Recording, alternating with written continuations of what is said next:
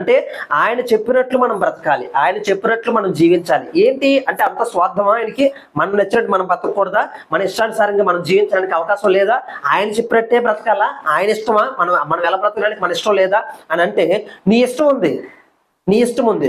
చూడండి, దేవుడు చెప్పే విషయాలు ఎలాగుంటాయంటే, అలా మన చిన్నపిల్లలు ఎప్పుడైనా సరే ముందుకు వెళ్ళి చేస్తా ఉన్నప్పుడు మనము కొన్నిసార్లు వారిని చెయ్యి పట్టుకొని నడిపిస్తాము, మరికొన్నిసార్లు వారిని వదిలేసి నడవమని చెప్తా ఉంటాము. ఎందుకు?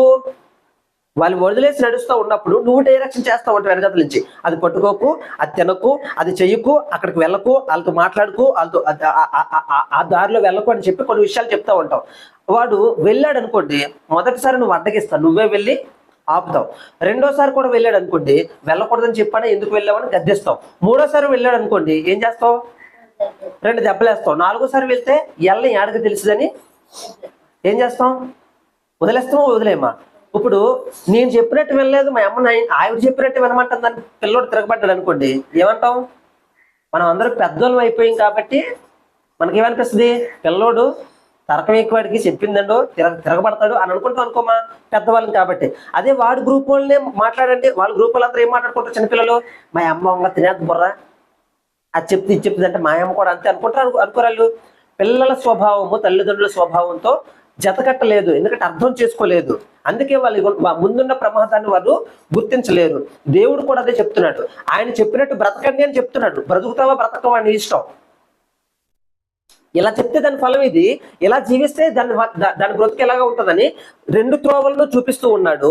కానీ నువ్వు దేవుని సంబంధి ఇలాగే బ్రతుకుతాడు, నువ్వు ఎవరి సంబంధం నీ ఇష్టం అనేటట్లుగా దేవుడు నీ ముందు 2 మార్గాలు పెడతాడు. అందుకే ఒకవేళ నువ్వు నా దగ్గరికి రావాలంటే లోకమంతా తిరిగేసి నా దగ్గరికి వస్తానంటే కుదరదు. మనం ఇక్కడి నుంచి మనం వైజాగ్ వెళ్ళాలంటే ఎలా వెళ్ళాలి? తోబెట్టుకొస్తుంది. వైజాగ్కి వెళ్ళాలని త్రోబెట్టు.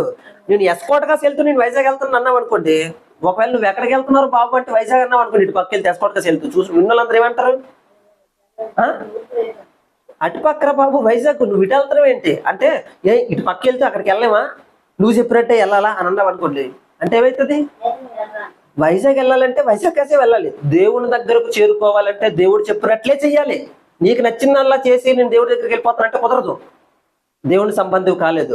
కానీ యేసుక్రీస్తు ప్రభులు వారు చేసిన గొప్ప కార్యం ఏంటంటే, ఆయన శిలువ మరణం అనే త్యాగం ద్వారా నీ మీద ఉన్న శిక్షణ అంతటిని కూడా ఆయన మీద వేసుకొని మనకు బదులు మన స్థానంలో మన కొరకు తన ప్రాణాన్ని అర్పించి మన స్థానాన్ని ఆయన తీసుకొని ఆయన స్థానాన్ని మనకిచ్చాడు.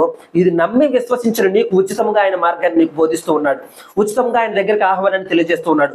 ఉచితంగా నా ఎదుకు రండి, నేను మీకు విశ్రాంతిని కలుగజేస్తాను,